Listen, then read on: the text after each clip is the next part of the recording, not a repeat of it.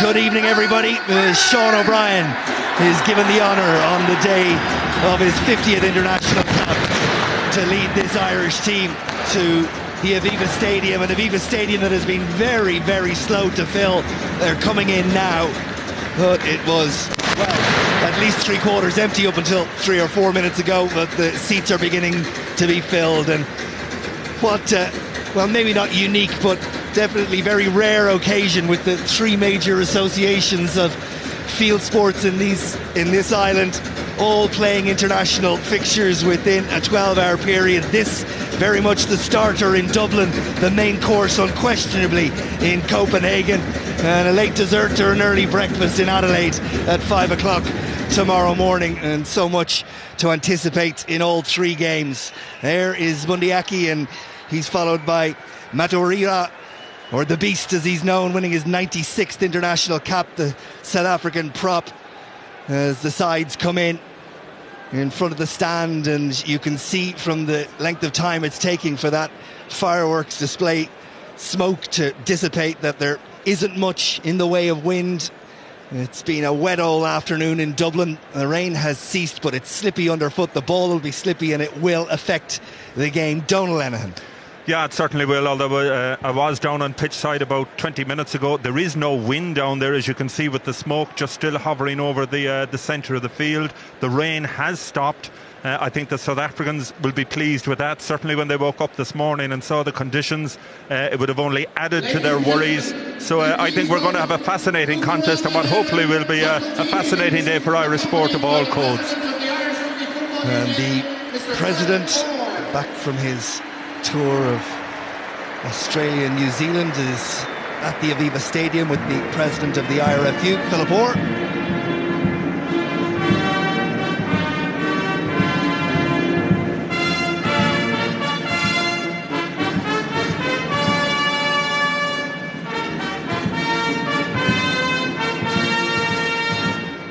Presidential salute, and Michael D. Higgins will make his way along the red carpet down to the very far left, as you see, as the South Africans line up. A South African side that's, well, we used to say of the French, we wonder what French team is going to show up, and the South Africans a little bit like that. If you look at their form through the championship, they took an absolute tonking at the beginning of it through a New Zealand team that beat them by 57 points to nil, and yet by the end of it they closed that gap, albeit to another loss, but only 1 point. What do you make of the South African side? Well, they're very much a team in transition. They've had so many changes over the course of the last 2 years. You look, I mean, South African rugby has had a torrid few seasons since the last World Cup. They lost to Japan in that World Cup.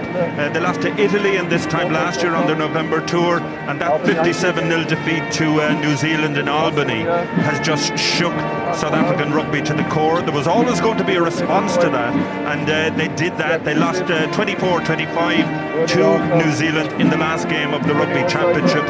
They're a very young side. I mean, you look at their backline, Royal, they have 101 caps across the backline. Johnny Sexton, Conor Murray have 123 caps between them. That is the difference. They're very inexperienced, but there is a massive amount of desire and a will to do well. But you know, it's going to be a big game for a lot of those young South Africans. And it's also worth noting, as the boys were rightly debating the Simon Zebo issue, that the South Africans have struggled financially to hold on to their players. Indeed, you could argue that there are players equally as good, if not better, in just about every position that are exiled away from South African international rugby at the moment. Yeah, it is a massive problem for South African rugby, but it's a twofold problem. Number one, it's money. The rand is very weak, so you can earn more money when you go abroad. And secondly, because they do have a quota system in terms of selection, they want to have 50% of the Springbok side multiracial by the time the World Cup comes along in 2019. As a result of that, there's a lot of players who think they won't be selected regardless of form, and that has forced them abroad. So it's a very difficult scenario for Alistair Coetzee, their coach. Indeed it is, but what we do know is they are well, it's a cliche, but it's a cliche for a reason. They are a very proud rugby nation, and they will show up today and give Ireland a very, very stern test. As the president makes his way along the Irish side, of course stopping for a moment there with Ireland's new cap in the centre, Bundee Aki, who will play alongside Robbie Henshaw. Henshaw playing in the outside channel wearing 13, where many people felt he was going to start his international career when Brian O'Driscoll made way. Henshaw on 13 today, and that will be interesting to see how he goes. There's Aki And, well, lots written and said about not alone Bundee Aki, but the whole policy around selecting players who weren't born in the country after the 3-year residency rule. It's over, it's done, and he plays. And here are the anthems.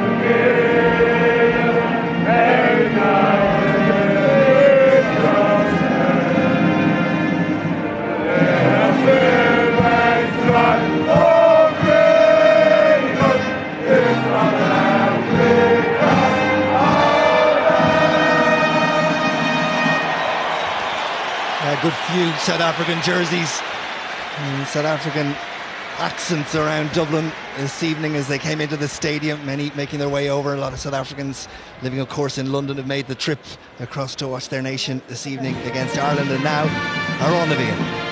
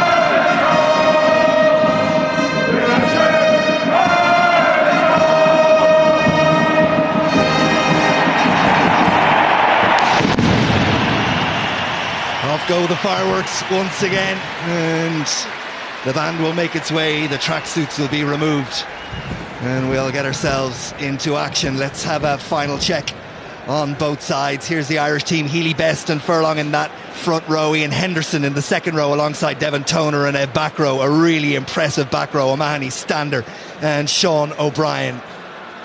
The halfbacks, well, they pick themselves at this point, don't they? Conor Murray and Jonathan Sexton. Aki and Henshaw in the centre have played, of course, numerous times together in Connacht and Stockdale. Carney and Conway. A new and exciting back three. Big day for Stockdale and for Conway, taking their bows, it should be said, at the Aviva Stadium. There's the pack for South Africa. Etzbeth, he's sort of Victor Matfield 2.0. He's an athletic second row. He has all the ball skills, a big ball carrier as well, the captain, and he wins his 64th international cap today. A very good back row there as well. The halfbacks, Cronje and Yankees, and then in that midfield it's Creel and Delande.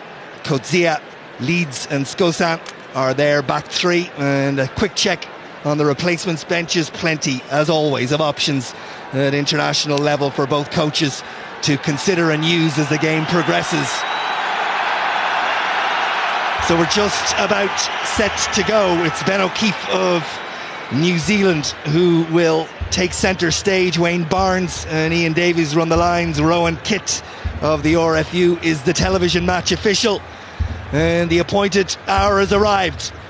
It's set to go for the first of three matches in the November International Guinness Series here at the Aviva Stadium. Fiji and Argentina to follow over the next 2 weekends, but we start with South Africa. It's game 26 in the previous 25 between these two nations. Ireland have won 6, South Africa 18, and there's been just the one draw. 8-all back in 1970. Off we go through the fog of the fireworks, and Sexton releases the kick and it's fired all the way to touch. South Africa think about getting on with it quickly, but that's a terrific relieving kick, and it gets play up just inside the South African half. Ireland playing in that away strip of grey this evening, or secondary strip rather than an away strip.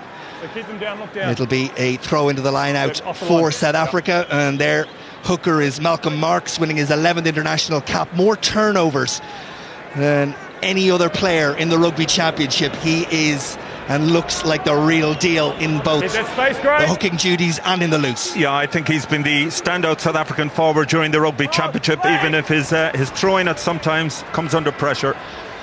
And through midfield they look to go with Oosthuizen, but up quickly to make the tackle was Aki and others, and who's dived on the ball. Ireland have, but it's been knocked forward, so we'll have the first scrum of the afternoon, or the evening as it is now. And immediately there's a stop because one of the South Africans has taken a bang, and it's that man Oosthuizen ran into the combination of Bundee Aki and Jonathan Sexton. Ball ripped away, and that's a confidence booster.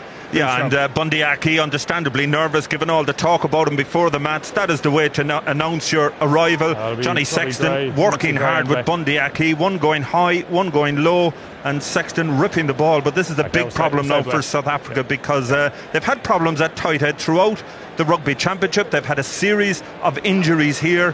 Connie Oosthuizen, he's been out for the past 4 games, and it looks as if he's gone. He is a huge loss to South Africa, because Wilco Lowe, who'll come in at the tight head side, is very inexperienced at this level. And it's inside just over a minute into this first half. The clock is stopped, and there's a stretcher being called for, and it'll come out.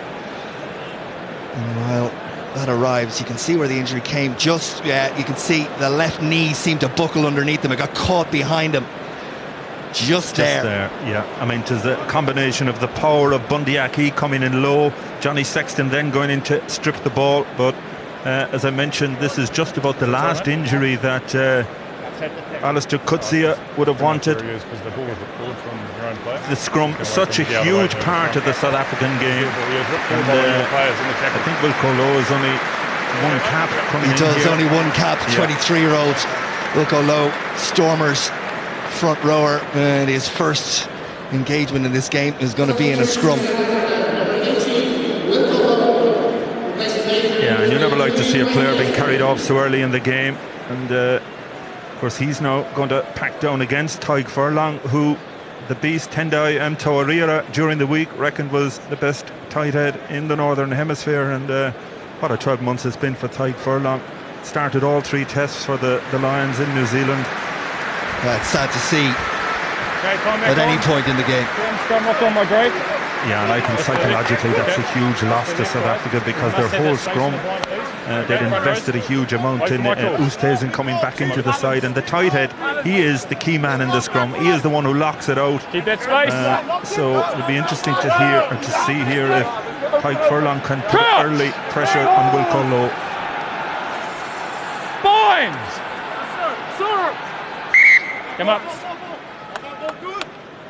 Sorry, it's Cian Healy actually that he's up against. Got my sides of the scrum mixed up with Cian Healy, of course. So come down into the space. Having worked his way back into the side, Jack McGrath is injured. He took a bang on the hip 10 days ago and had an injection to ease that, but wasn't able to train. And if you can't train, then you're not going to be part of it. But sorry, Cian Healy, of course, is at loose head, and so a different test for Wilco Low against a hugely experienced Cian Healy.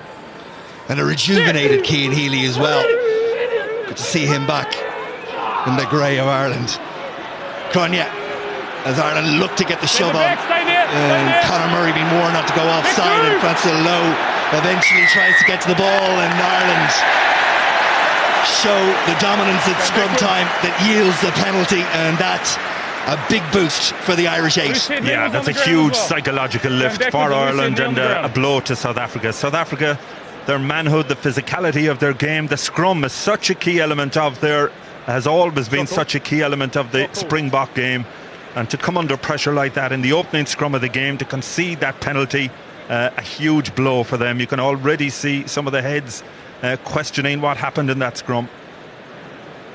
Well, Jonathan Sexton has made the decision, along with his captain Rory Best, who's of course winning his 105th international cap draws, alongside John Hayes, and 3 behind Paul O'Connell. He's now joint second in terms of the most capped Irish forwards. And Sexton looked to his captain. Kick at goal was what he wanted to do, and captain said go ahead. And it's a still evening, but underfoot, the planting foot is going to be the concern for Sexton here. Greasy, as he sets himself up for his first go of the evening.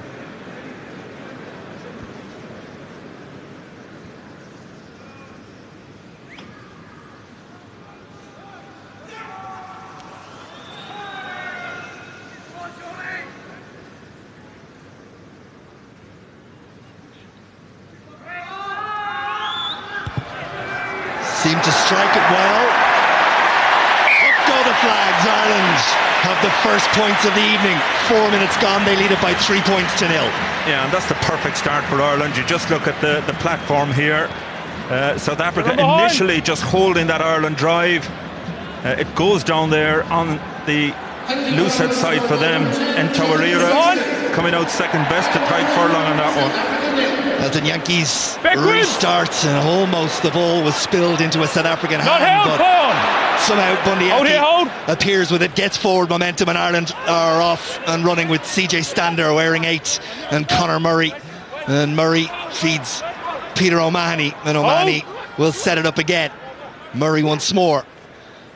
Sexton, Ireland, all sorts of movement. It came off Rory Best, but it went backwards, and the referee happy to let it go. It's Dylan Leeds who jumps on the Irish defender, and that one just held by Carney and kicked downfield, and South Africa are forced to turn and retreat. It's with the fullback Coetzee, and Coetzee does well to evade the first effort at a tackle. Jonathan Sexton is back in the fullback slot.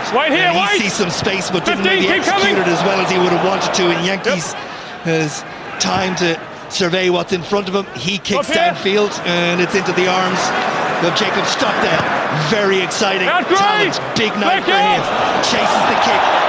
Did he knock it forward? He did, said the referee, and it's advantage to South Africa. It's the beast. Madarira carries for a yard when it looked like he might be stopped in his tracks. Cronje with the box kick. Ireland getting a little bit of their own medicine. Forward came Rob Kearney. Play on. The referee says play on.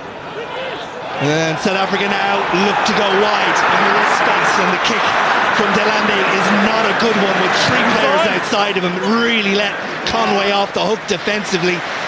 He had 3 facing him, Andrew Conway, and the kick was so poor he was just able to scoop it up and relieve the pressure. Well, there was a shocking kick out of Delande. You just see here Ireland losing possession. Rob Kearney just the kick. Good work, good work. Elkin Yankees it all days to go back for it, and Kutsia picks it up, evades the first tackle.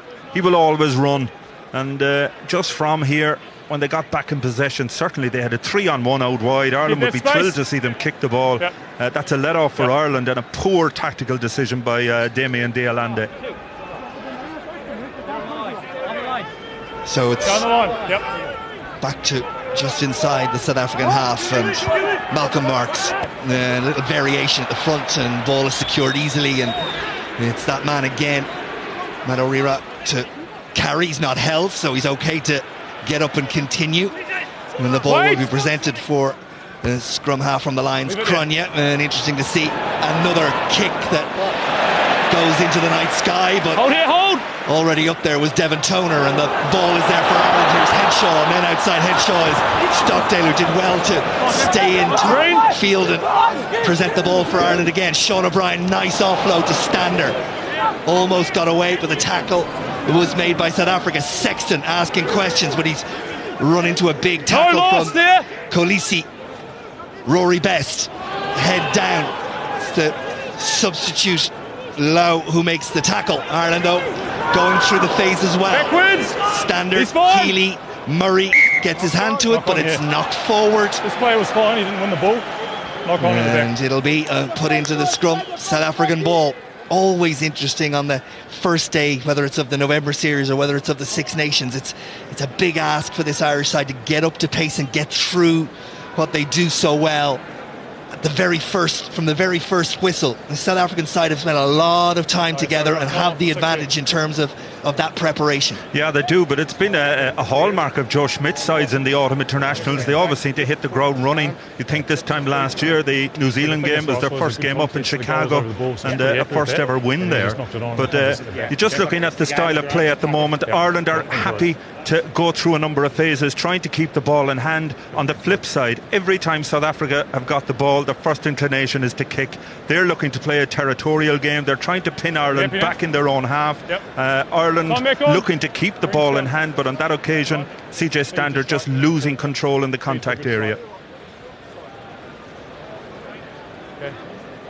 Just hide up, knees off the ground, please. Another big scrum here now. South Africa having conceded the penalty in the opening scrum of the game. Again, it's their put in, which means Ireland, they'll put all the pressure on. Hooker has to lift. He has to strike for the ball now under the new laws that have been brought in over the summer. Ireland will look to try and capitalise on that. Yeah, the referee's very much looking for a straighter feed from the scrum half as well. Stop them throwing it into the second row. That didn't look particularly straight, but the referee happy to let it go with the better scrum half from Cronje, and it's now the Yankees who has it. Bundyaki makes the tackle. Cronje again, and it's a big ball carrying power of Diager, who sets it up, and Cronje once more, and how Marks the hooker, but he runs into a big tackle from Tadhg Furlong. South Africa still with the ball in hand. The line speed and ferocity of the Irish defensive effort noticeable on those couple of occasions. Again, they're up quickly and they catch the South African captain Edspeth behind the gain line. Cronje though is able to find his hooker Marks out wide, and he does well. Sean O'Brien eventually puts him to ground. Kolisi in to do the clear out work, and South Africa, well, that was messy. Had the opportunity to keep the ball in hand and to continue to pressurise that Irish defensive line, this time out wide, but the accuracy, and not for the first time in the opening 10 minutes, not good. Well, it's that line speed is something that Kutsia spoke about in his first press conference when he arrived last Monday. Really conscious of the line speed that Ireland implement. He went back to the Lions tour, of course. Andy Farrell was the defence coach there, and Ireland without the ball are looking to try and force South Africa into making mistakes like they just did there. It was something New Zealand achieved in that 57-0, put them under pressure. Their skills aren't quite where they should be, and as a consequence of that, they tend to make a lot of mistakes under pressure. Catch! Binds! Sit! So, Conor Murray's feet. Not a steady scrum. Referee wants one and eventually awards the penalty to Ireland. And Sean O'Brien Not pushing straight, coming round. Not pushing straight, coming round. Not pushing straight, you can hear the referee. Yeah, you have to be seen to drive straight. If you pull the scrum in any way, you will be penalised. And again, that's 2 penalties out of 3 scrums. So Ireland will be very pleased with the way they've started in the scrum. Sexton, a very quiet Aviva Stadium, it has to be said. Yep, I agree, that's why Winnie got it in. But the pushed in after was around. Okay, I'll talk to him about that as well. Bit of an early push there as well from South Africa. Yeah, and it looked like it was Lowe who was penalised. A substitute prop. This is Rory Best in Ireland's first throw into the line-out after 11.5 minutes. All sorts of movement. Up goes Peter O'Mahony as he infringed in the air. The referee happy to let it continue. All sorts of movement in that line. The ball doesn't got a hand. Stockdale's got a hand. In the tackle. He was retreating. No advantage. Knock on. And Dylan Leeds was there as well. It was important. There was no one behind Stockdale, so he had to make sure he regathered possession. But lots of movement in that line. Maybe overcomplicated. Ireland couldn't keep the ball in hand. Yeah, a lot of dummy runners there. I think it was actually Jesse Creel came in and making the tackle. The ball went off his hand, and as a result of that, it will be an Irish put into the scrum. But you can see the ambition is there from Ireland. They're looking to run from first phase, whereas South Africa, their first inclination is to kick.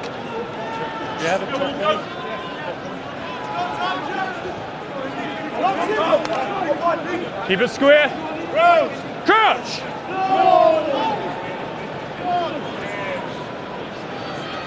Binds! Far side, pre-engaged.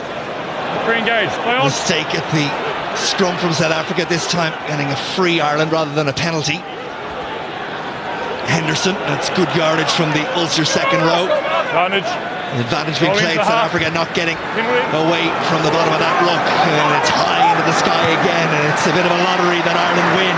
Henshaw, did he knock it forward? Yes, he did. We'll go back for the advantage. And Conor Murray, quick to get across, see if there's anything on. Rolling into the half, slowing the ball down. Having been successful from a similar area in the opening 2 minutes, Jonathan Sexton will, as he has, call for the ball. And for the posts again, yes it is. Yeah, no hesitation from Rory Best. I think they know the confidence of this South African side can't be that high given the season that they've had. Therefore, every early opportunity, they're looking to build a score. Sexton has already put 3 points over from a more difficult position than this. So it's been really the perfect start for Ireland. Set piece has gone really well, and they forced South Africa into error when they've had possession.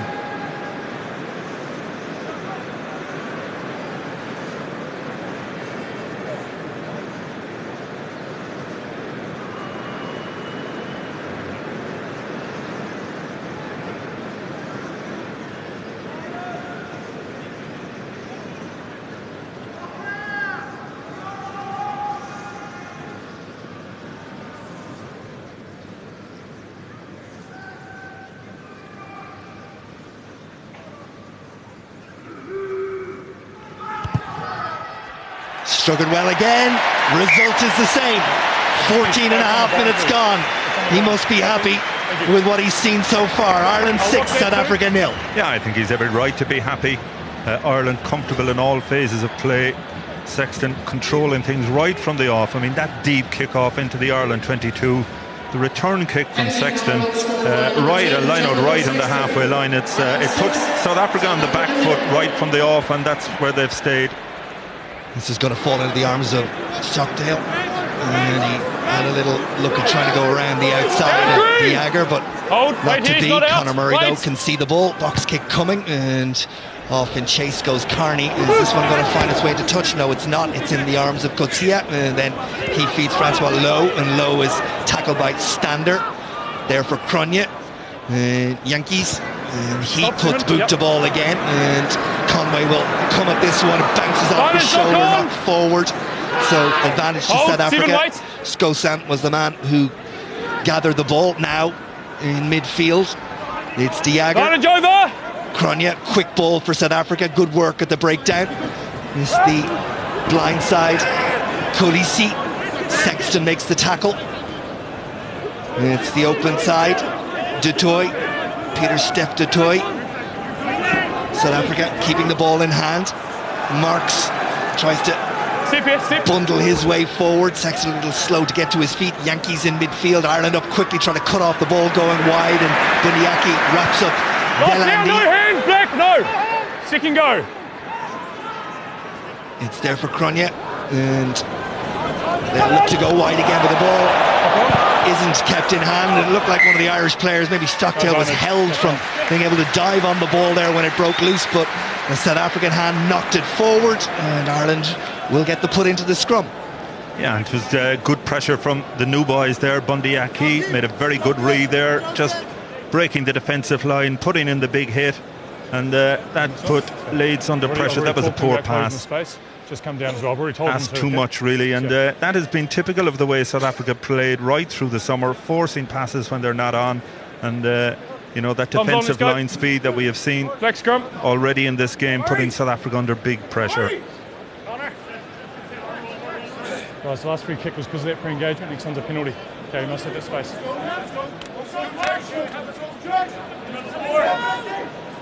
Okay, don't lean in.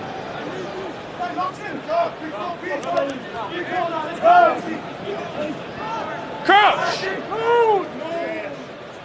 Binds! Sit!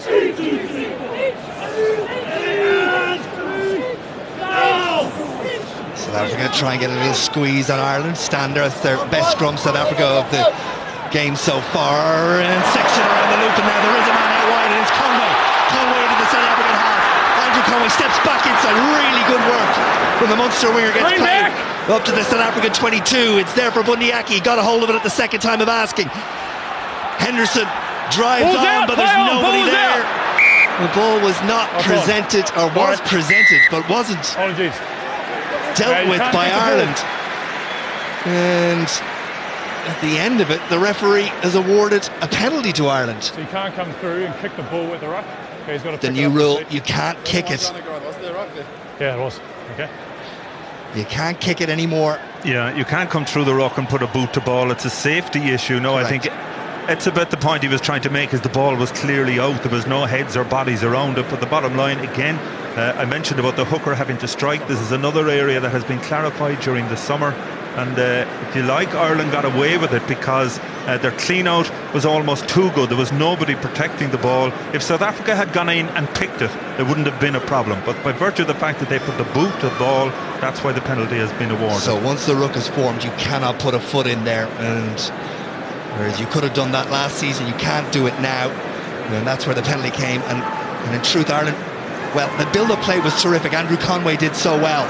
And then Henderson, as you say, set it up. But Ireland, in some ways, lucky to get this penalty, having not protected the ball. Just a technicality, I guess, from the South Africans have offered them the opportunity to extend the lead.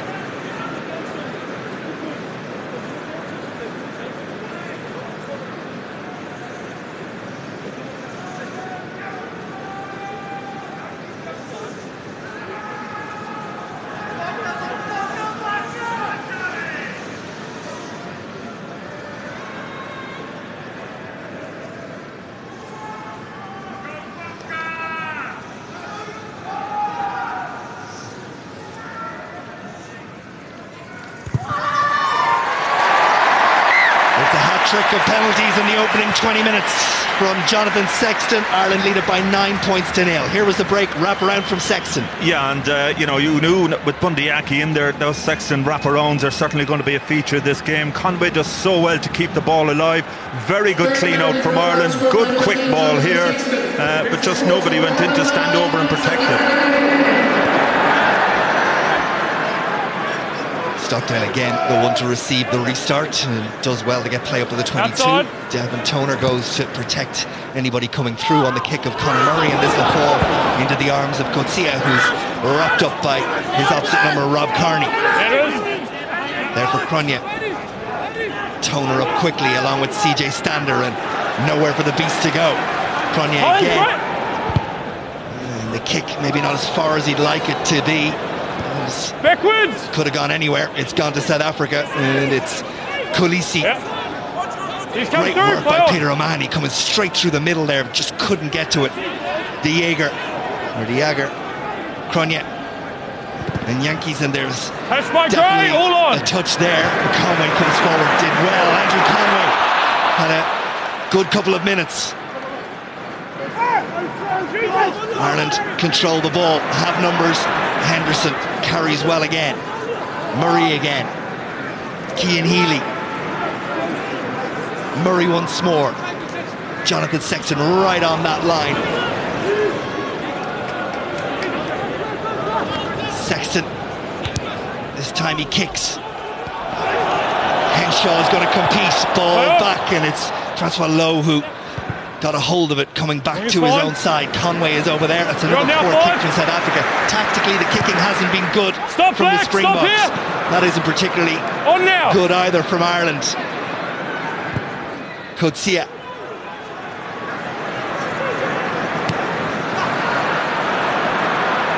Wonderful from Kearney. Almost nonchalant. Hold. Big tackle. Peter O'Mahony, but the ball is secured for Ireland, and Conor Murray is going to go the aerial route once again. Well taken by Skosan, Lions winger, out on that far side. Cronje again. All a little bit slow and laboured from South Africa. It was Steph du Toit who took it on, and then the kick isn't particularly good all day again for Kearney to watch and decide what he wants to do, and he goes back to the centre and the safety of the pack, and the pass is to Cian Healy. Healy lines up Malcolm Marks and gets a little bit of change in terms of ground gain. Sean O'Brien from a standing start. Francois Lowe makes the tackle on him. No. Murray once again. South Africa offside, but the referee happy that they went back and retreated. Henderson, big ball carrying effort once again. Sean O'Brien, he was lined up all the way by Francois Lowe, who made the tackle halfway line. Ireland through the phases, controlling the ball. Bundee Aki looking to see if he can create something. Conway once more, little chip and go, maybe too far from Andrew Conway. Yankees is back there, and into touch it goes. Ireland with ball in hand, playing with a zip and a flatness. By comparison, South Africa, it all looks a little bit laboured. Yeah, there's no question of that. I mean, it's all about game management. Every time Murray and Sexton kick for Ireland, they kick giving Ireland a chance to regain possession. It's a contestable kick. South Africa, to me, they're just kicking blindly. Cronje at scrum half, Yankees at out half, they're just leathering the ball down the field. They get no chance for their chasing wingers to try and retrieve that possession, and as a result, Ireland have time to control where this game has been played. Sean O'Brien, it's a bit of treatment, but he's okay. Even. Just one word, please. Look, I don't have an issue with the number of penalties at the moment. There's 2 at the scrum, 2 at the breakdown. Okay. But what I'm saying is people getting held back at that tackle and ruck. Okay, if not part of it, just let them go. Okay. Yeah, and if you look at the stats now, it's 4 penalties against South Africa. Ireland haven't conceded 1 penalty. You're into the 24th minute of the game. Injury's fine. He's back up. That's all as a result of pressure. Okay, South Green, Africa ready to go now? in desperation at the breakdown, and 4 penalties in 23 minutes is a huge amount, really. And the referee just having a word with the wait. South African captain. Sit in the mark. Evan Sit the Espe, mark. Sit the mark. Yep. about some of his players interfering Come down. around the rucks and stopping Irish players Yep. from Good now. Time on. competing for the ball. Step back, two. Rory Best to CJ Stander Maul! and an Irish maul. That's one. And Five Best is at Green the now. back of it. 5 Green, 4. De Jager warned to get away, No, out. and Murray eventually from a messy maul kicks around the corner, high to the night sky once again, and Conway comes away with it. Andrew Conway, he has a clear run for line. He's going to score. Okay. Wonderful. Andrew Conway scores for Ireland. The maul was messy. Murray's kick was fielded, and Conway had open country in front of him to run in and score in the corner for Ireland. Well, I just made the point about all of Ireland's kicks being contestable in the air. defence The came- ball was defence came stopped off, no here. obstruction, same move. Box kick from Conor Murray in the air. But look at the competition here. I mean, Skosan makes an absolute bags of that. Andrew Conway putting on the pressure, ball bounce up for him. He's in the right place at the right time. Both Skosan and Cronje making an absolute mess of it. And Andrew Conway rewarded for putting pressure on the kick. Terrific try from Conway, but when you go back and look at that again, there were 4 South Africans in and around that ball. 2 competed, and there were 2 more on the ground. Conway, the only Irishman in there, and somehow he found a way to gather. And once the ball was in hand, and with the defence split like that, Andrew Conway's pace got him home. Yep, time's off for the lace. And Jonathan Time Sexton back on. sets up the conversion from wide out on that right-hand side.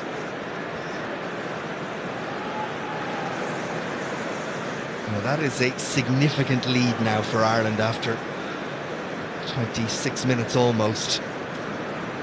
14 on the board with the potential 2 more to come.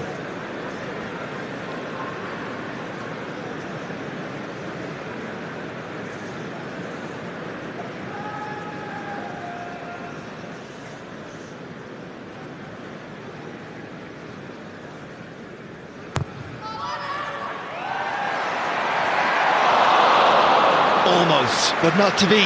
26 gone, 14 on the board. Joe Schmidt, well, he always talks about being nervous and excited. He must be happy as well. Yeah, he has to be happy with that. And but again, if you're the South African management, a lot of their the Irish advantage coming from mistakes from them. I mean, Skosan and Cronje were in a position to take that ball, set it up, clear their lines, and they just made a mess of it.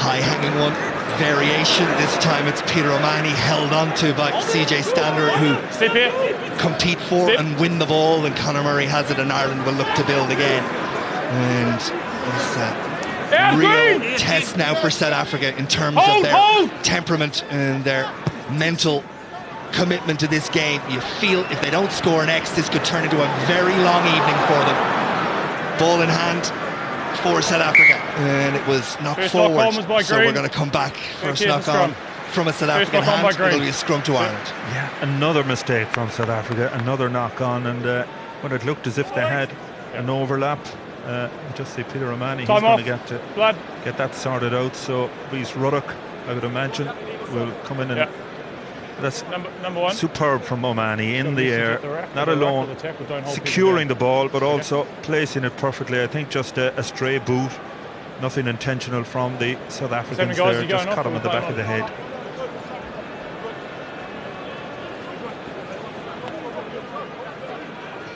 He doesn't want to go off, Yeah, does he?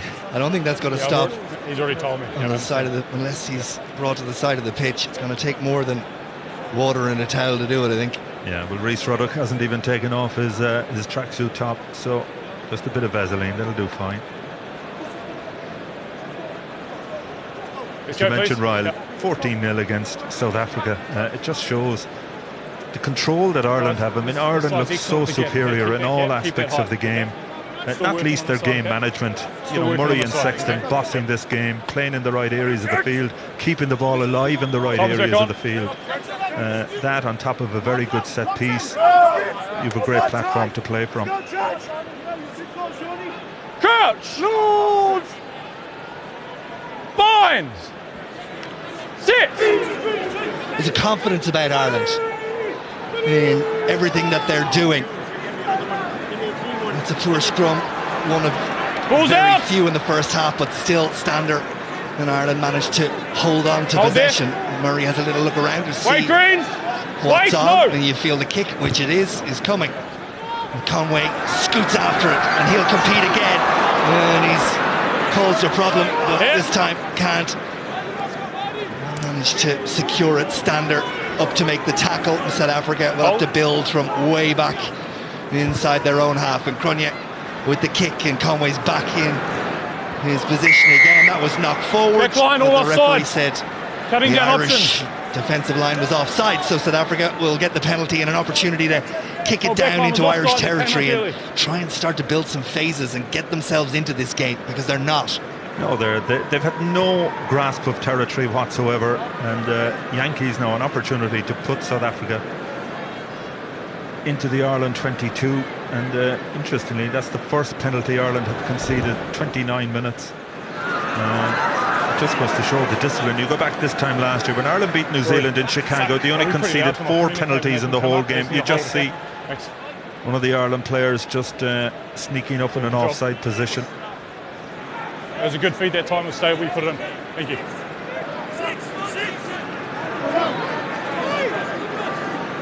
Numbers good. Marks feeds to Toy. It's a maul now. And the ball is there, and the South African hooker Marks goes to the back of it, and they get up a little bit of momentum, and Ireland will stop that. Hit gear. That's one. It's decent work from Ireland defensively in that ball, and the crowd appreciated it. Yankees goes to his back line. 10, tackle without the ball. And they're going to go back for a penalty. 10. Yankees was don't need to tackle him late after the ball. Tackled without the ball, says the referee. It's Coetzee. Fullback is looking to try and 10, no arms late get after South the ball. Africa to move quickly back to that penalty.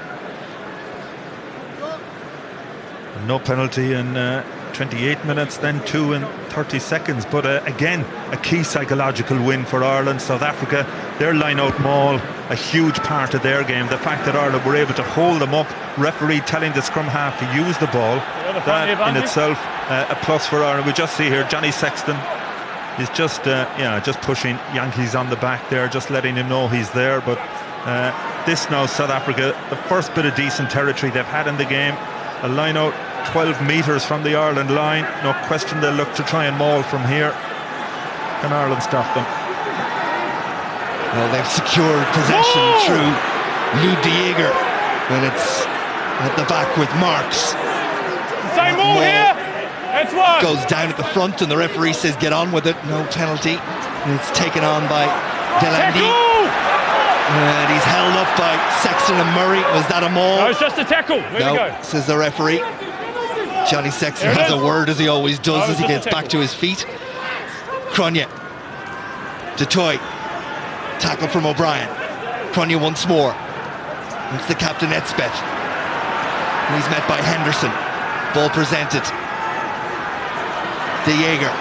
Ireland looking in through Aki to rob the ball, but South Africa still have it. Du Toit runs into another big tackle, but not held on. It was Furlong who did it once and then twice. Here it is. No, 12. Bundee Aki told to leave it alone, which he does. South Africa, first real sustained pressure in the Irish 22 as we go over the half-hour mark. Elspeth. Let it go, Black. O'Mahony held on. Yankees, that's a good line taken by Khaleesi, but Ireland are over it, and it's Stander who gets the plaudits for turning the ball over and nullifying any opportunity that South Africa may have felt they had. Well, incredible defence by Ireland. It was the first time that South Africa managed to get their big ball carriers over the advantage line, but Ireland really smart in the contact. One guy makes the tackle, the next guy comes in and competes for the ball on the ground, which is exactly what CJ Stander has done. He started this game well, a lot of good carries, but I'm sure he'll be thrilled to have got his mitts on that one, and again relieving the pressure on the first occasion that South Africa threatened Ireland in the 22. Well, that was Ed Smith going, and Henderson was the man to make the tackle, and then Ed Smith again with O'Mahony holding on, and here's where the tackle came. Good line initially from Khaleesi, but CJ Stander locked onto the ball, stayed on his feet, and Ireland have the throw into the line-out, which they've taken quickly. Here's Bundyaki, and out wide it'll go again to Andrew Conway. Standing start for Conway. He's double teamed. It's Jesse Creel who makes the tackle. Good carry once more. Ireland making yards, ball in hand, and just as I say it, it's knocked forward, and it's an opportunity with the advantage, which is now over for South Africa to go, and go they will. It's Leeds, and he steps back inside. Leave him. Into the Irish 22. Cronje can see it, but it's slow ball. Ireland again up quickly in their defensive line. South Africa, through the hands it goes, out wide they go, and eventually the pass from Khaleesi, which was intended for Skosan, doesn't go to hand, and South Africa, well, the heads go down and they look at each other, and there's a definite lack of confidence. Well, it's the story of their season so far. That occasion it was Ireland made the mistake. Ian Henderson for once taking his eye off the ball. He's had some brilliant carries, but when us South Africa get into those scoring positions, it's their skill set that has let them down, and it's a recurring theme throughout their season. There's no point in when you look at it, Ansaya Khaleesi started throwing his hands up. I mean, it was a poor pass for him. He gave Skosan no chance whatsoever. Keep that space on the board.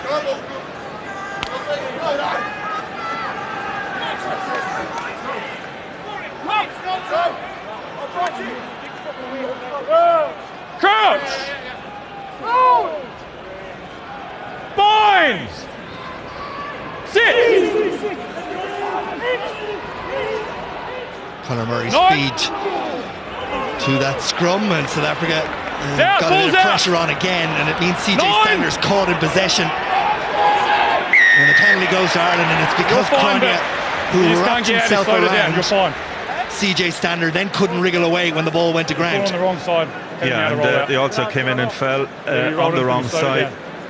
But even for that defensive scenario there, South Africa put De Alinda into the 10 channel, took Yankees out of it, so they're worried from that perspective as well. But Ireland are just so much smarter, so much more control at half back, and that's really controlling the game at this stage.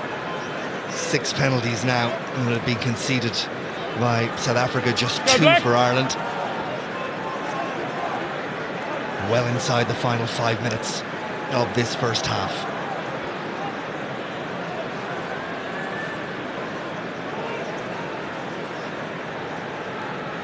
Henderson claims the ball for Ireland, and the ball is set, and Rory Best is at the back of it.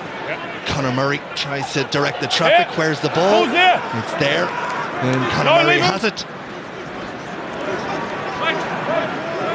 South Africa in quickly. It was low, but off his feet, so he can't compete. Conor Murray with the kick, and Conway, the ever-willing chaser. Knock on, my Knocked forward though by Andrew Conway on that occasion, and we'll have a scrum. Knock on in the air. Knock on in the air. Yeah, Conway has competed well in the air, but that time just coming off him. But you know, that South African back three, they look a nervous wreck under those. Gary Owens raining down on top of them. They haven't claimed any. Good pressure from Conway. It did go off his hands, but Ireland, the fact that it's a put into South Africa, that's not going to disturb them too much. Well, you make a good point. They haven't taken anything cleanly. They've won some of those duels in secondary when the ball's bounced and it turns into a bit of a lottery. But in terms of the back three, when it's been a competition. Yeah, and that is the beauty of having somebody in that back three who just commands the air. It gives confidence to everybody else. Whereas, you know, you can see there's a collective holding of your breath in the South African back three when the ball goes up in the air. Guys, that's different, okay? Great. Just come down into the space, okay? Don't pull back. Okay? No, don't pull back. Come down, meet them in the middle, keep that gap. All right? Yeah? Need a corner of that fight. Let's go, Church. Let's go. Knocks in. Go. Go, back. Let's go, Church. Let's go. Crouch! Crouch! Binds! Sit! Got his feet at the feet of Lowe. Stephen, stay Ireland, on! better scrum, having allowed Balls South out! Africa Balls to out! go Balls well out! in a couple. Ireland really turned the screw, but South Africa emerged with the ball. Delandi does really well, gets some proper forward momentum for South Africa. Du Toit crawls for a yard or two. Cronje fires it out, but Ireland again up quickly. Etzbeth is tackled by Rory Best, his opposing captain. But it's all quite slow and pretty obvious from South Africa so far, and Ireland up quickly. A little variation from Yankees and might work out. Backwards! Carney misjudged it, but Henshaw was there, and there's big open space out there. Robbie Henshaw kicks into open country. Across goes Coetzee. Henshaw wraps him up, and the cavalry arrives. O'Mahony there to make the tackle. Wait, it's not out! It's not out! South Africa find themselves deep inside their 22 again. Just a minute left to the half-time break, and Yankees kicks downfield, and Ireland will have the throw into a line out outside the South African 22. But terrific work from Henshaw. He had to play what was in front of him, had the vision to see it after this kick almost got away from Ireland. Yeah, absolutely. Firstly, he cleared up a bit of a mess. Rob Kearney will be thrilled, having just misjudged the bounce of the ball there, but Rob Henshaw tracking back, cleaning up the mess, but not only that, putting in the kick, putting in the hard yards in terms of chasing the kick. Coetzee, I think Robbie Henshaw knew Coetzee's first action is always to try and run. He put in the tackle. As a consequence, Ireland now have this line out in a really good attacking position. That's right. Guys, off!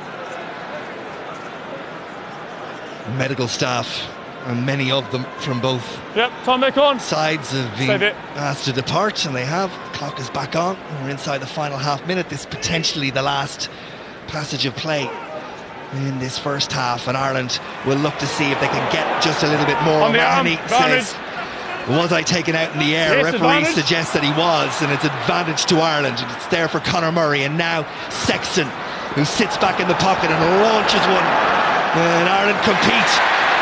Still playing Ireland win advantage. the ball. Was it Kearney or was it Stockdale? We'll check it. Henderson. CJ Stander in to try and clear it out. Ireland can sense there's another opportunity before the break to put points on the board. Murray, Sexton, Tyke Furlong offloaded, Sexton on the wraparound. Buniaki runs into a big tackle, sent back a yard or two, but importantly from an Irish perspective, the ball is still there. Murray, Sexton, O'Brien. Sean O'Brien almost away, looks for someone on his shoulder, no one can get there quickly. Lowe has to be ripped off it, and then the penalty comes. Ireland penalised. Keane needs to not get involved. Needs to not get involved after the whistle. Don't push him. No, you've had clear advantage over. You've kicked it across many phases. Penalty here. Tackling past the ball. The Irish senior players, and here's Rory Best. You've had a clear advantage, okay? I think Rory Best saying, was advantage really over? We've seen refs allow advantage go on for long periods. That felt like a short one in comparison to some. Yeah, I agree with you. It's an arbitrary thing. It depends on the referee. He reckoned they'd kick possession away, but line out, there's no tap. He didn't tap South Africa. I mean, if they wanted to finish the half, and I would have thought they would, you have to tap the ball to yourself if you're going to kick it out now. You just look at it here. Johnny Sexton again, I think, is the one who was penalised for taking the South African player out of play beyond the ball. Referee has been very sharp on that, and Cian Healy just shouldn't bother getting involved in those things. It's one! Yeah, that's the front, you're fine. He was in the middle! Come away with it, and it's O'Mahony who comes out on the South African side, having not taken the ball in. Sean O'Brien finds a yard, and now it's there for Sexton, and Ireland going to get another roll of the dice. Bundyaki pirouettes out of one tackle, runs into another. Murray once more looks both ways. Stockdale finds himself as the first receiver. Cian Healy. Lost now, no, step back. Swallow told to get away from it, which he does. CJ Stander sets it up perfectly. Murray, Sexton, Ireland building here, back inside from Henshaw. Lovely work, just doesn't go to hand. And eventually into touch. And that will be that, as one of the Irish players is receiving attention. That will continue for Peter O'Mahony in the changing room at half-time. But it's been efficient and in many ways impressive for Ireland. If they haven't lit up the Dublin sky, they've definitely done what's been asked of them. At half-time at the Aviva, Ireland lead it by 14 points to 0.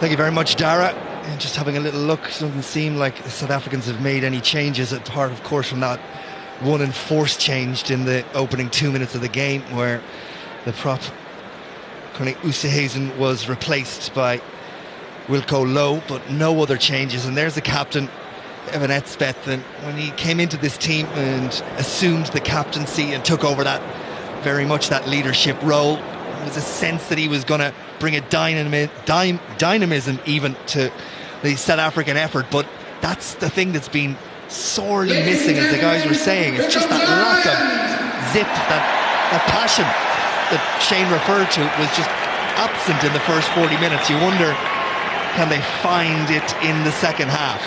Yeah, it's very difficult. Yeah, you're captaining the side from the second row, but you need direction from the half-backs, and certainly Ireland, they don't, or South Africa I should say, they don't have it there. You compare that to the middle five for Ireland, the back row and the half-backs.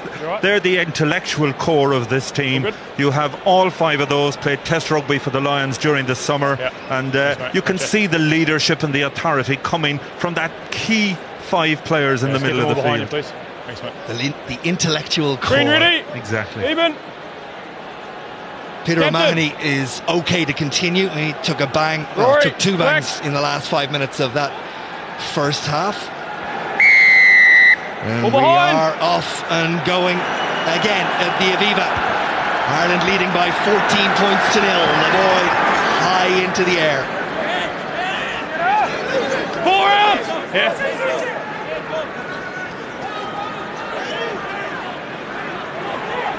Outside! Hold! Konya can see it at the bottom. Outside, take him back! And fires it into the sky. And again, the kick chase isn't particularly good, and it's a little bit too far. And Carney has all the time in the world, but when he goes into contact, the South Africans got their bodies over the Irish fullback, and the penalty to South Africa, and that'll give them some sort of boost. And you can see it at the start of this second half. Yeah, but again, it was a loose kick from Ross Condrey. It was only Rob Kearney who, look at the way he commands the air in comparison to the South African back three. Unfortunately, he got a disconnect with his support and didn't release the ball, but positive from him. He's surrounded by South Africans who just get their hands on the ball, and that's why the penalty came. But the point I'm making is the confidence that a player like Carney brings in terms of commanding the air. South Africa have nobody in their back three who can do that. Marks saw very little of him in the first half in open play. And South Africa have the ball, and in midfield it's Jesse Creel, Cronje, back to where South Africa came from. Their opportunity maybe to get into the Irish 23 through Dylan Leeds. Ball set up for Cronje. It's the substitute prop Low, and he drives the legs with a little help from his friends, and it's South Africa into the Irish 22. It's the beast, Mutai. It was high. No, wait, it's not out, wait! Can you Penalty advantage? advantage being played to South Africa. Du Toit, Aki, and Healy make Back the out tackle. now, great. Cronje through the hands to Jesse Creel. Tackle came from Robbie Henshaw. Interesting to see how long the referee He's allows fine, he's holding on there, but there's no advantage. the High advantage to tackle. go when he's decided there is no advantage, so he's coming back. Yeah, I think he'll claim Ireland held it for longer, kicked the ball away in the end, but how often do you see teams, Just they a take penalty. the opportunity High to tackle. kick the ball knowing they have the penalty advantage, but Shot called. this is the first clear opportunity for Elton Yankees to have a kick at goal, and I think South Africa just conscious that they have to clear the duck, get 3 points on the board and try and get something to give them a lift. Got to take the boldness off the scoreline to start with, no doubt about that. So Elton Yankees, Lions outside half, and these points will bring him over 200 points. He has 198 points and he'll become the 7th South African over 200 points if he can land this penalty. Of course, keeping out Andre Tollard of the outside half berth. First opportunity of the evening, 3.5 minutes into the second half for South Africa to have a kick at goal and get some points on the board. It's successful, flags up, points on the board.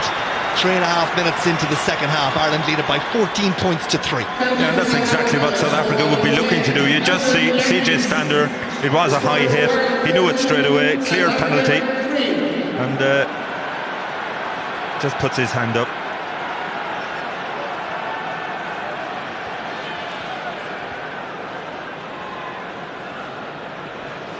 Sexton, not one to chase, but one to force South Africa into the corner and see what they can do. Coetzee, full back, brings play outside their 22.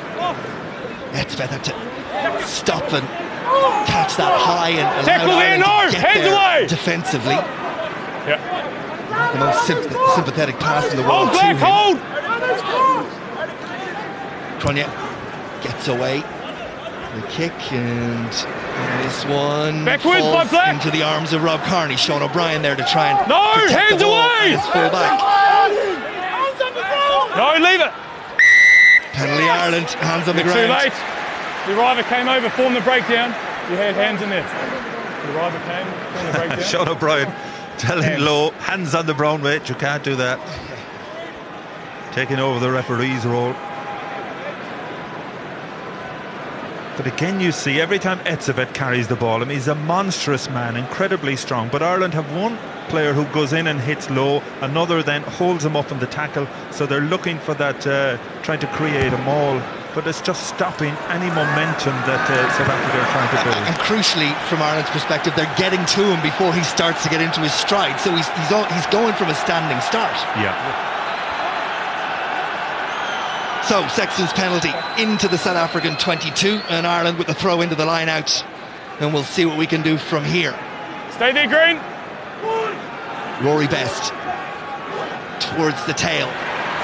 Peter Come O'Mahony, on! Sean O'Brien, Ian Henderson, and now Rory Best as Du Toit looks to disrupt. Ireland get that maul, but South Africa have players in there now. Where is it? Du Toit has found himself over on the right side, legally, and where's the ball? It's good destruction from South Africa. Ireland just lost their way for a moment in that maul. And once There's a maul taken in. Pieter-Steph du Toit got himself inserted legally on the Irish side, that was always likely to happen. Yeah, and that's the key word, legally. He worked his way in there, but Ireland, the body positions for that maul just a little bit too high. You just see Peter O'Mahony as commanding as ever in the air. Same as the first time. Ball is in Sean O'Brien's hands initially, back to Rory Best, but Pieter-Steph du Toit just swims his way through the maul, gets his hand on it, and that's a positive for South Africa.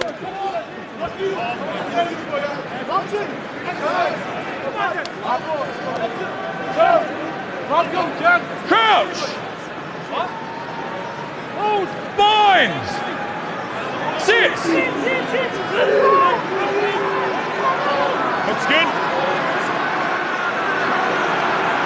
Decent second surge from Ireland on that scrum, but it's there for Cronje. Yeah, you're fine now. Thank you. Yankees, that's not going to find touch. Dreadful kick from the outside half. Rob Kearney with an opportunity to counter, runs into a couple of big tackles. Stockdale did well to get back and make sure the ball was secured for Ireland, but all this coming from a really poor clearance kick from the South African outside half.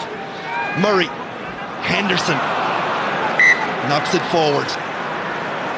Just a bit of confusion there. Ian Henderson getting in the way of the pass, but the South African basics have been so bad in this game. For once, a solid scrum, but that's a shocker from Yankees. Takes no pressure off those South African forwards, and it gives Ireland the opportunity to set up their phase play. But Ian Henderson, that ball was supposed to go behind him, just got in the wrong position. It's a good gap now. Keep it. And Andres Coetzee, he has stuck with Elton Yankees throughout his time since the last World Cup. Andre Pollard was the great white hope. He played in the 2015 World Cup, but he's sort of been waiting for 2 years to get his opportunity. Yankees excellent in Super Rugby, but he hasn't been able to transfer that authority into the international arena.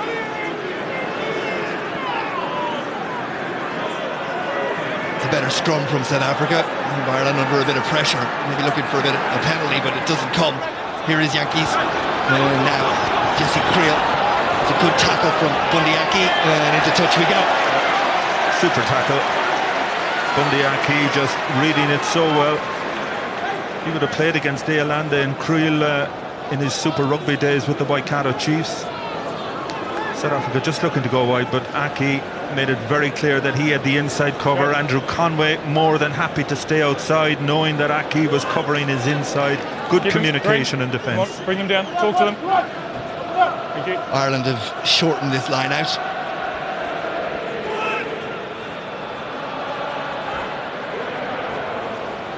They don't hit their man, and somehow Peter Steph du Toit comes away with it. It's a poor execution on the Irish line out. Really disappointed with that.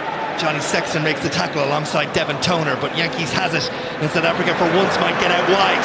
And away comes Coetzee from the first tackle. Stockdale tries to go back a second time, but the fullback continues forward and eventually presents the ball.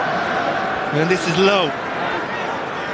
No hands, no hands. No hands, says the referee to Sean O'Brien, who he's dutifully obeys, and Manoria comes away with it. It's not control, and Stockdale dives on it. Creel goes in to try and retrieve. Ireland put the back line through Stockdale and Aki in to win the ball. And Stander protects, and Murray will dig it out and give it to Peter O'Mahony. And South Africa's opportunity is gone for the moment at least.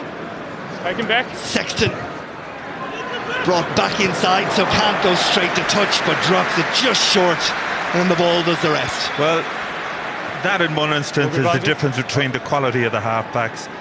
Johnny Sexton knew exactly where he was. We just see the beast here get stripped to the ball initially. I think is it Jacob Stockdale in there working on the ground to turn that over. Good work from young Stockdale there. He has had no opportunity in attack, but doing everything that has come his way. See Rhys Ruddock is being ready. You're going to have a substitution, number 6. And it's Peter O'Mahony who will make way. Substitution, Ireland. Peter O'Mahony making way has made his presence felt in the line-out. Rhys Ruddock has had an excellent season. He's arguably been the form back row of the last couple of weeks. He's had a very good start to the season, and of course he would have captained Ireland in that 3-test tour away to America and Japan during the summer. That's a good flat pass from Cronje to Delande. Cronje once again. South Africa a little bit more zip about their business in this second half so far. Du Toit brings it in. Cronje screaming to get it out. Here's the beast. Bounces off Cian Healy. He's put to ground by Sean O'Brien. Yankees spilled by South Africa. Advantage Ireland now. Sexton thought about the pass to Conway, who is outnumbered, decided to keep the ball in hand, and Bundyaki will play scrum half. Devon Toner, and then ball knocked forward by Henshaw, or was it? Referee is now going to stick an arm out. when O'Brien thought he was away and gone. Well, it was clearly knocked on there by Robbie Henshaw, but the referee was playing an advantage. Robbie knows it too. I mean, he called advantage over just as Henshaw knocked it forward, in fairness to the referee. Energy, boys. But again, it's the South African skill set here, and Francois Lowe, he's one of the most experienced South African players on the field. Just dropping possession there. Robbie was just looking up. He saw Tyke Furlong run a good line, and there's the reaction. Let's go.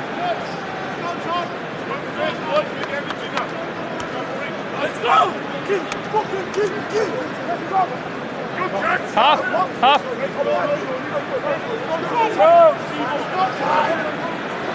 Crouch. Binds. Sit. Put his feet. Lowe now has it at 8. Play the ball. Scrum half told to get on with it, and he does. Here's Yankees back inside. Coetzee wrapped up by 3-4 Irish players. Cronje again. Etzebeth. Yankees. And now South Africa have managed to create a little bit of room. And out there is Kolisi. Cronje. Head down from De Jager. Cronje again. Du Toit. Sean O'Brien tries to get his hands on it but can't. The Yankees. Jesse Creel, but Ireland all the time making the tackles, competing at the breakdown and reaping the rewards. Not just Rhys Ruddock is the one who's getting the pats on the back just on the field, but it's a recurring theme to this game. Ireland are actually quite happy to let South Africa go through the phases, confident that they're able to close them down, and that's happened on so many occasions. Ireland winning penalties when South Africa are in possession. And to touch from Sexton and into South African territory again. Change for South Africa. Right at the front there, Ian. Kitchoff, Stephen Kitchoff of the Stormers comes in. Time back on. And out goes the beast, Tindari Marawaria. Yeah, we're just looking back there at that poach from Rhys Ruddock. Really good work from him, very strong on his feet. Short line out for Ireland. Last time this didn't work, this time it does. Devon Toner, Conor Murray, little show, little go. Conway on his shoulder. Pass the ball, almost it's in. It's not out. Ball is now out. Stander had to retreat. Puts the head down. Etzebeth makes the tackle. Murray can see the ball. Devon Toner steps out of the first tackle. Du Toit gets his hands on it. Ball's here. No, he's off. And the referee happy. And it's hand still away, on the Irish side. And it's advantage Ireland. Sexton, drop it goal, free shot. He'll get another go. Hands. But again, this is where experience comes into it. Conor Murray, he almost browbeat the referee into giving the penalty. He kept on pleading, I can't get the ball. They're stopping the ball. And the referee left with no option but to accede to his request for the penalty.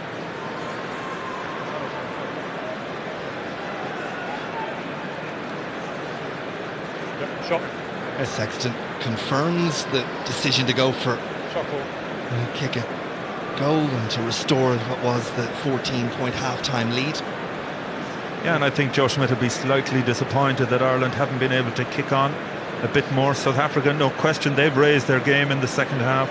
They've been a lot more competitive at the breakdown, and Ireland haven't had as much possession as they enjoyed in the opening half. That's Francois Venter wearing 23 and Andre Pollard wearing 22, so changes in the back line coming for South Africa after this attempted goal for Jonathan Sexton.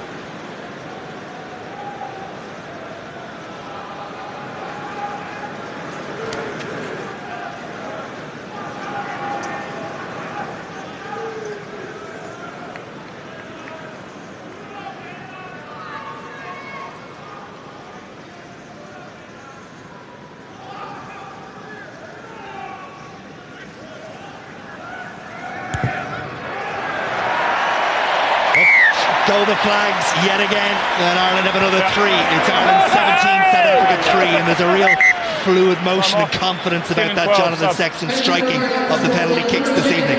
Yeah, there has been.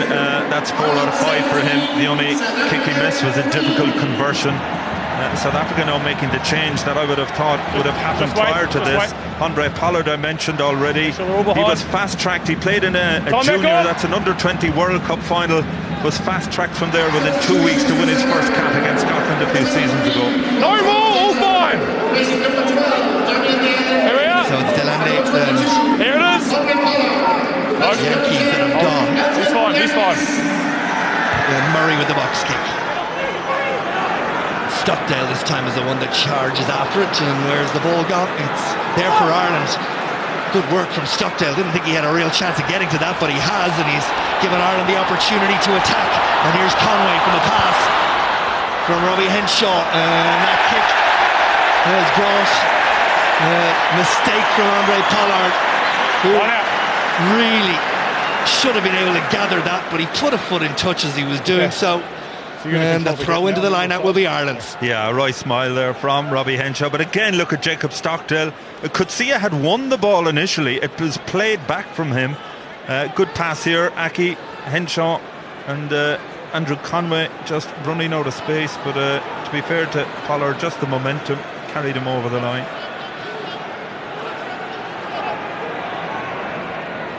Rory Best down for Murray. Not easy for the scrum half, but he did well to take it in midfield as CJ Stander. Francois Lowe tries to get to him, but easy ball for Murray again. Lovely variation through the centre. Brought Rob Kearney into play. Murray, Tyke Furlong. Haven't seen a huge amount of him on the loose. That looked high from Etzbeth, but the referee happy to let it continue. Now Ireland isolated, and Ireland could see the penalty. Number 2 on the ball. Yeah, out of it. Number 2 you was on the ball. mentioned Malcolm Marks, all the turnovers he made in the Rugby Championship, and Rhys Ruddock having done really well in terms of poaching earlier on, just got isolated there, and that's the difficulty. To be fair to South Africa, they're so strong in the upper body. Once they lock onto the ball, very hard to. He was sort of rolling away. That's the old Leinster move that Joe Schmidt loved when he was with Leinster. Okay. The pass back inside, Rob Kearney. Tyke Furlong. That was where I thought Etzbeth might have been pinged for being high. The up around the neck, but the referee was happy.